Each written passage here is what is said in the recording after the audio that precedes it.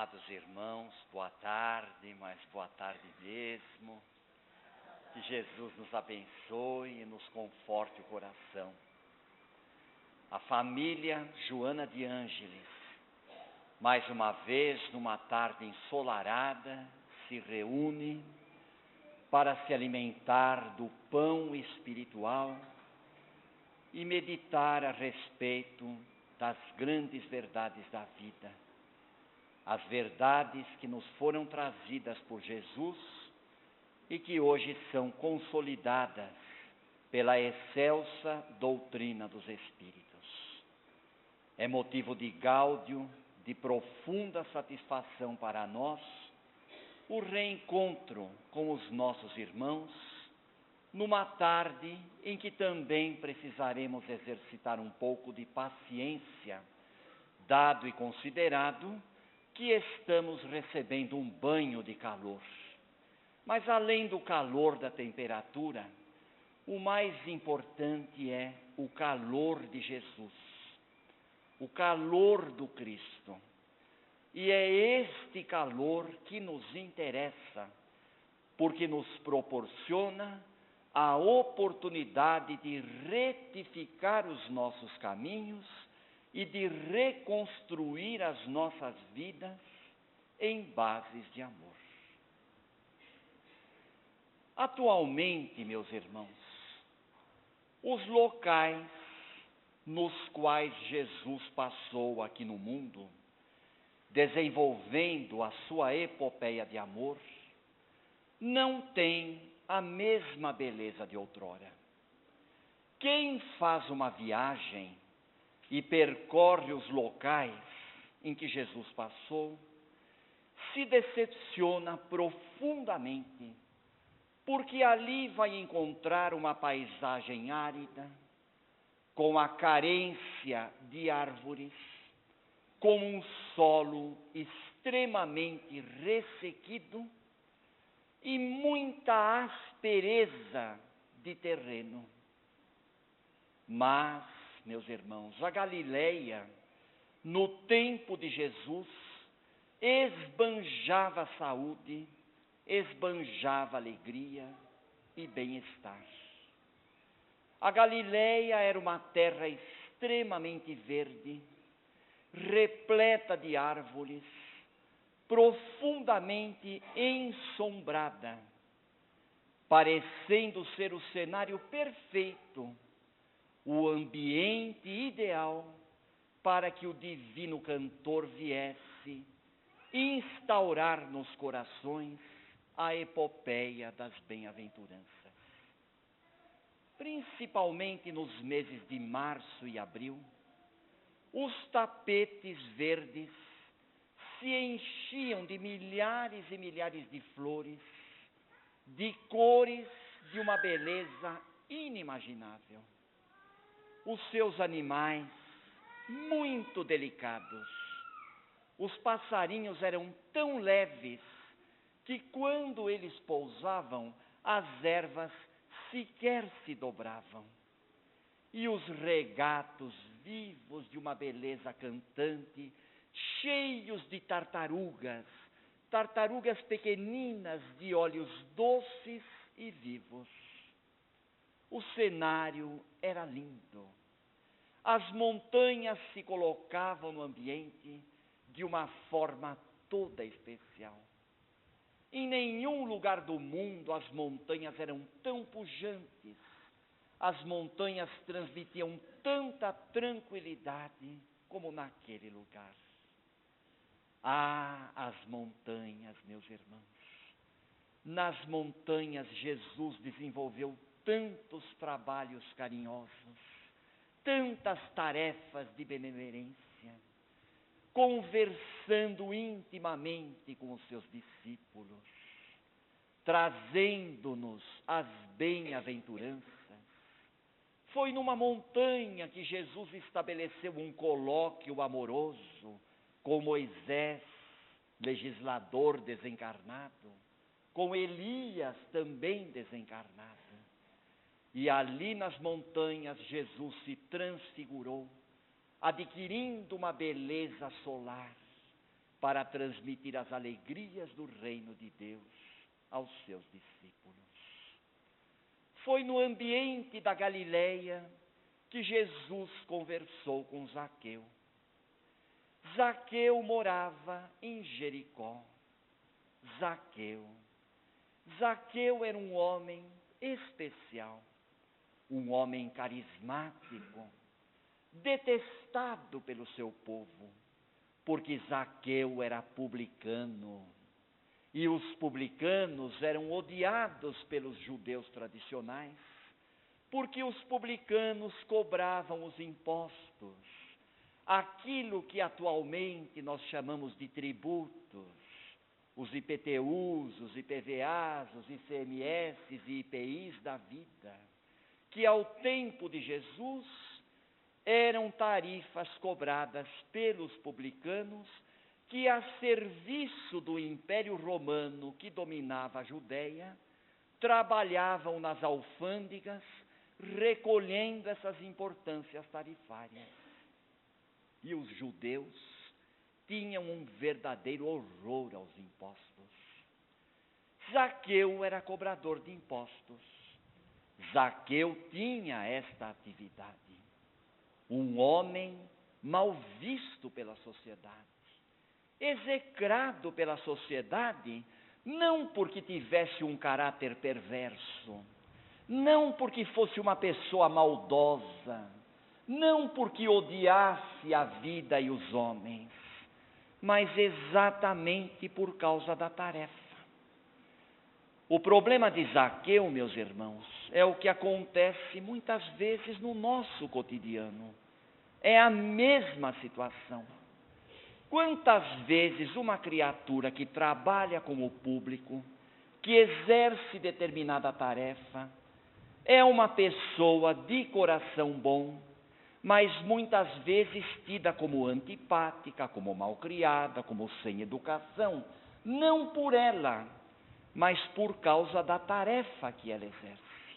Às vezes aquela criatura está ali cumprindo ordens e precisa tratar o público não com deseducação, mas com firmeza. E muitas vezes esta pessoa não é entendida.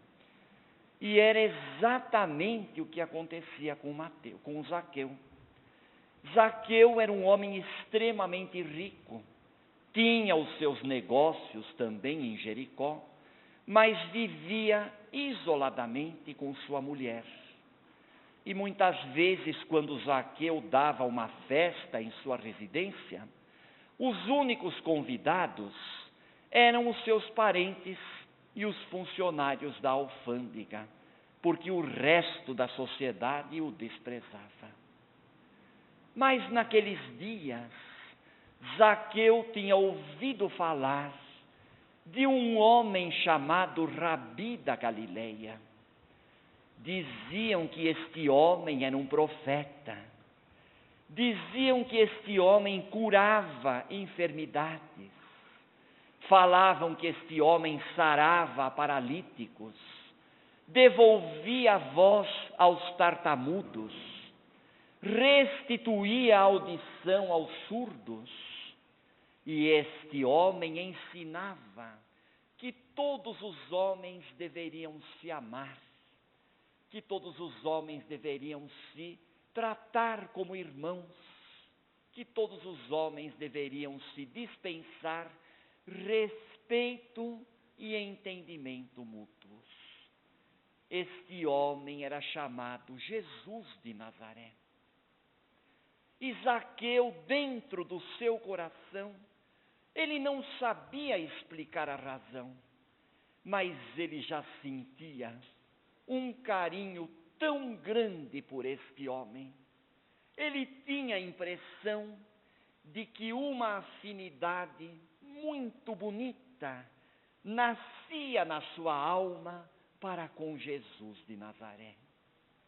E ele havia ouvido falar que Jesus estaria em Jericó. E quando ouve falar de Jesus, o coração de Zaqueu começa a bater num compasso diferente. Ah, que vontade de ver Jesus! Que vontade de conhecê-lo pessoalmente! Este homem deve ter alguma mensagem para me passar. Se ele cura tanta gente, se ele faz bem para tantos corações, certamente este homem pode me ajudar a resolver o meu drama de consciência. Eu sei que eu sou cobrador de impostos, eu sei que a minha tarefa não é bem vista, mas eu também tenho certeza dentro do meu coração que eu não faço mal para as pessoas. Eu não sou desonesto nos meus negócios. Jamais eu adquiri terras a um preço irrisório para vendê-las a lucros exorbitantes. Eu não me recordo de haver feito isso. Ah, Jesus vai me ajudar. Eu tenho certeza. Quando ele vier aqui, vou vê-lo. Ainda que eu tenha muita dificuldade, mas quando ele aparecer na cidade, farei de tudo para conversar com ele. E assim Zaqueu ia atravessando os dias, vivendo este drama no seu coração.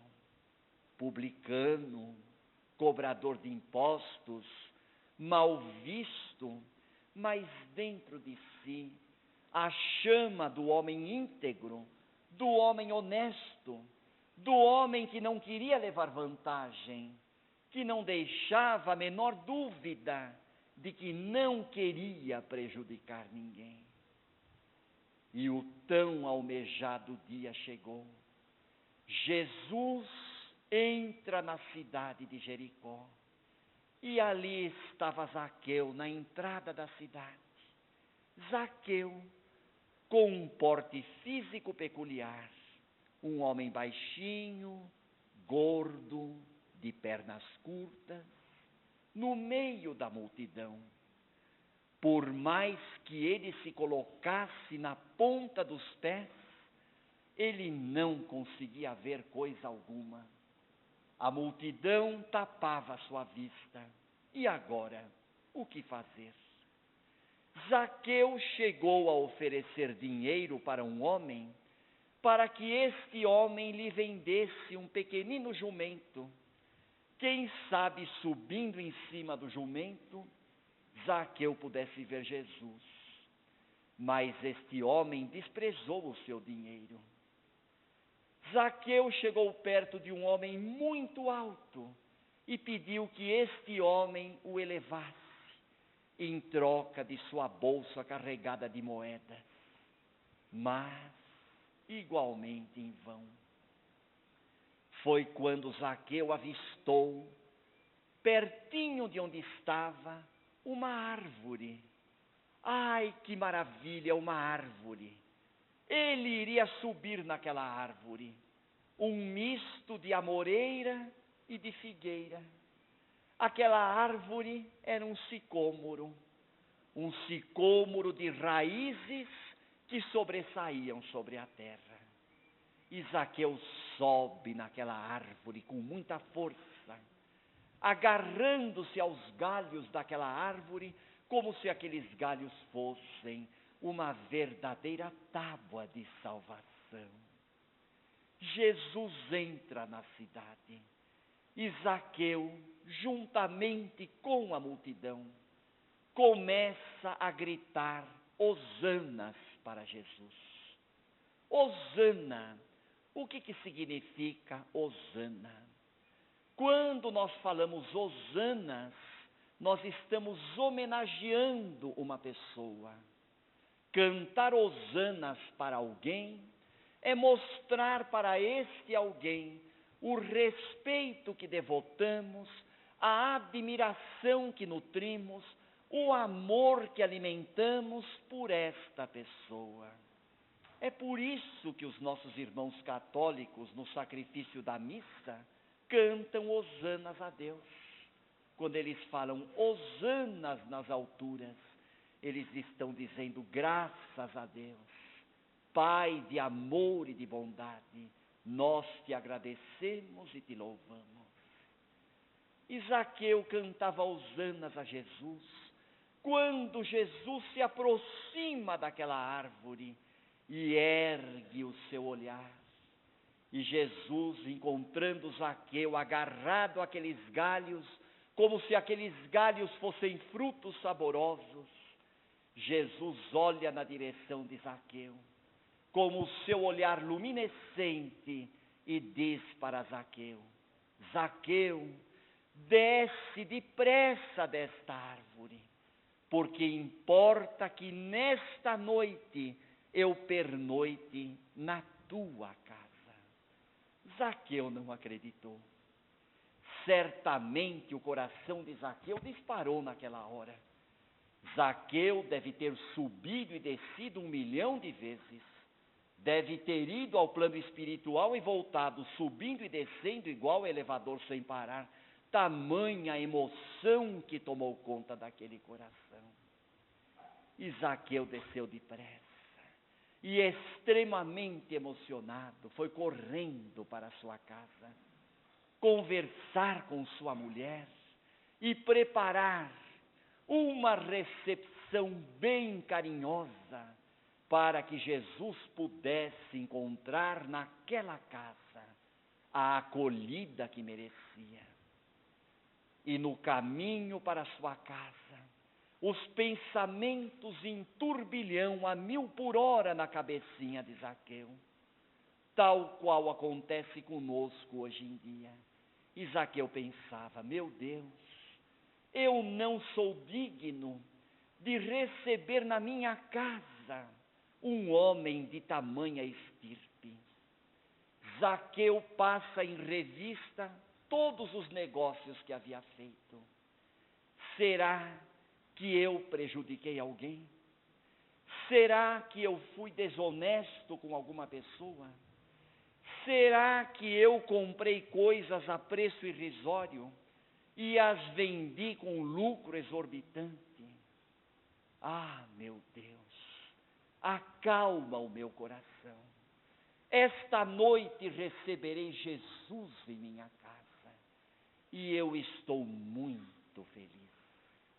E não demorou, quando Jesus se aproxima da casa de Zaqueu, a emoção tão forte no coração de Zaqueu, a multidão acompanhando Jesus, e alguns fariseus, como não podia deixar de ser, meus irmãos, porque nesse mundo nem tudo são flores, a vida não é um mar de rosas, nem tudo é uma maravilha, mas diante de tanta beleza, para macular aquele cenário amoroso, alguns fariseus cochichavam entre si: vejam, este é o profeta?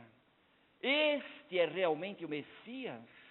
Como pode este Messias hospedar-se na casa de um publicano? Hospedar-se na casa de um homem que cobra impostos, de um homem que não vale nada. É a mesma coisa que acontece hoje, meus irmãos. Quantos corações ainda carregados de incredulidade, quantos corações ainda exigindo da religião espírita sinais externos para poder se converter. Quantos corações exigindo da casa espírita espetáculos circenses, exigindo que os espíritos se materializem aqui do nada, tocando violão e instrumentos musicais para poderem acreditar.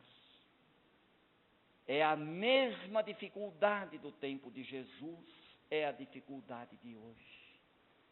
E quando Jesus entra na casa de Zaqueu recebendo as boas-vindas, Zaqueu se prostra diante de Jesus e diz: mestre, hoje a felicidade entrou nesta casa.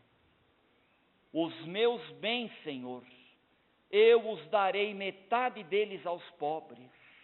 E se porventura eu houver defraudado alguma pessoa, eu vou restituir quadruplicadamente. Jesus sorri para Zaqueu. E aquele sorriso, meus irmãos, incendiou o coração de Zaqueu. Um sorriso de Jesus foi o suficiente para que Zaqueu percebesse a grandeza da vida que palpitava em seu coração. Um sorriso de Jesus foi o bastante para que Zaqueu pudesse perceber nas suas entranhas que o ser humano é lindo, o ser humano é feito de beleza, o ser humano é um diamante valiosíssimo em processo de lapidação.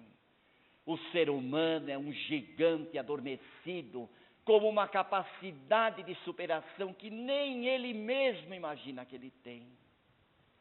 E Jesus, então, depois de sorrir, diz para Zaqueu: hoje nesta casa a salvação entrou, porque você, Zaqueu, também é filho de Deus.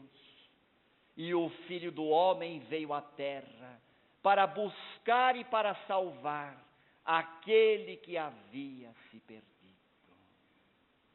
E Zaqueu então se converte profundamente ao Evangelho de Jesus.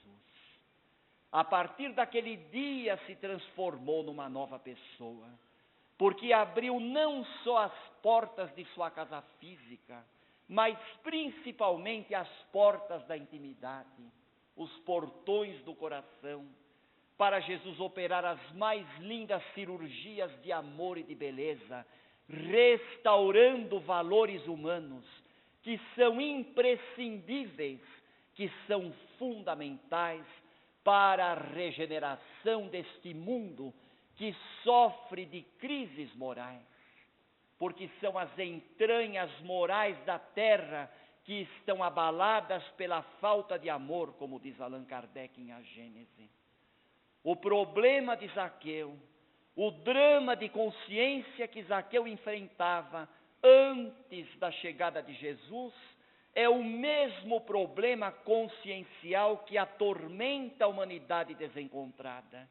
Neste mundo globalizado, neste mundo de tanta facilidade, neste mundo de comunicações ciclópicas, com uma velocidade estonteante, mas de tanto vazio nos corações, de tanta falta de espiritualidade, de tanta falta de amor. Zaqueu deixou soltar de seu coração todo o bem que lhe ia na alma, transformando-se num homem radiante, num homem otimista, num homem equilibrado, num homem semeador de bênçãos, convertendo as suas fortunas em fontes de amor, no resgate de valores humanos e na incementação da beleza. Sim, meus irmãos, o problema de Zaqueu é o mesmo problema que acontece a tantos ricos da atualidade, que conseguiram fortunas honestamente, é verdade, mas que também têm riquezas espirituais dentro do coração, riquezas essas que são abafadas pelas condições sociais, pelas exigências de um mundo pragmático, pelas incontinências de ambientes formalistas, onde não há lugar para o sentimento fraterno, para as verdadeiras exortações de fé e de amor. Zaqueu deixa o bem fruir de seu coração e encontra a felicidade, tanto quanto muitos ricos da atualidade, atuando anonimamente no bem, fazendo bem sem falar para ninguém, estão se enriquecendo mais ainda, porque estão transformando a sua fortuna em alavancas para o progresso, em impulsos para a educação, em fontes geratrizes de emprego, em mecanismos dignificadores da alma humana, convertendo o dinheiro numa verdadeira bênção, como diz o espírito de Maria Dolores, através de Francisco Cândido Xavier, quando ela diz: O dinheiro é um agente de Deus nas mãos da caridade. E é verdade, meus irmãos. E Emmanuel, pela mesma psicografia apostolar de Chico Xavier, chama o dinheiro de bênção. O dinheiro que muitas vezes é chamado de vil metal, Emmanuel chama de bênçãos, porque o dinheiro, nas mãos de uma criatura evangelizada, nas mãos de um coração que ama a vida, é capaz realmente de fazer maravilhas. Tanto o dinheiro compra 1 litro de leite para saciar a fome de uma criança tão linda como nós estamos vendo aqui, e a bondade de Deus nos ajuda até neste momento, porque nos dá uma verdadeira fonte de inspiração para a nossa exposição, diante de uma beleza, meus irmãos, que vocês não estão vendo porque vocês estão de costas, mas nós estamos tendo a bênção de nos sustentarmos com essa maravilha que está aqui na nossa frente, emocionando o nosso coração. O dinheiro que compra 1 litro de leite para saciar a fome de uma beleza como esta, é o mesmo dinheiro usado no tráfico de entorpecentes. O dinheiro é culpado, gente? Lógico que não. Claro que não, porque o dinheiro é um agente neutro. Depende da destinação que se dê a ele. E Zaqueu, meus irmãos, se deixou inundar de felicidade. Naquela Jericó tão linda, naquela terra de clima ameno, de clima propício para valiosos pomares, para a presença das macieiras, das romanzeiras, das palmeiras, dos trigais, daquelas árvores tão lindas que embelezavam a Galileia. Hoje, quanta gente viaja para a Galileia, volta triste, porque vê uma terra árida, porque vê um solo seco, porque vê um solo sem beleza.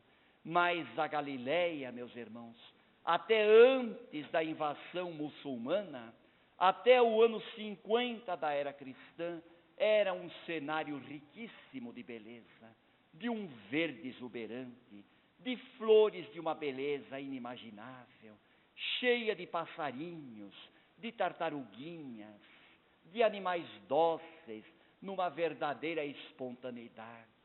E essa espontaneidade que acolheu o divino cantor de Genezaré. Genezaré, que hoje não tem mais uma árvore sequer, mas que teve o seu papel no embelezamento da humanidade, recebendo esse divino cantor, que colocou tanta felicidade na casa de Zaqueu, e que hoje, no Espiritismo, esse mesmo cantor volta, através da falange dos espíritos amigos, para colocar felicidade nas nossas casas, para colocar verdura em nossos corações, para plantar flores no terreno das nossas almas. É isso que o Espiritismo faz, resgatando a beleza do Evangelho, resgatando o valor científico deste livro ímpar, que não se desatualizou jamais. Porque o Evangelho, sem dúvida, meus irmãos, é o maior tratado científico e filosófico com repercussões religiosas profundas que a humanidade já conheceu e que o Espiritismo hoje revive com toda a sua intensidade. Nesta tarde ensolarada, meus irmãos, onde tomamos esse banho de calor, onde exercitamos a paciência, e vocês, público querido, exercitaram a paciência em dobro ao ouvir esta alma sofredora que vos fala, nos sustentando a todos nesta tarde de calor, nesta tarde de sol e de vida. Nós vos abraçamos fortemente e vos desejamos muita vida com Jesus e uma montanha de felicidade para todo mundo, que é o que vocês merecem, graças a Deus.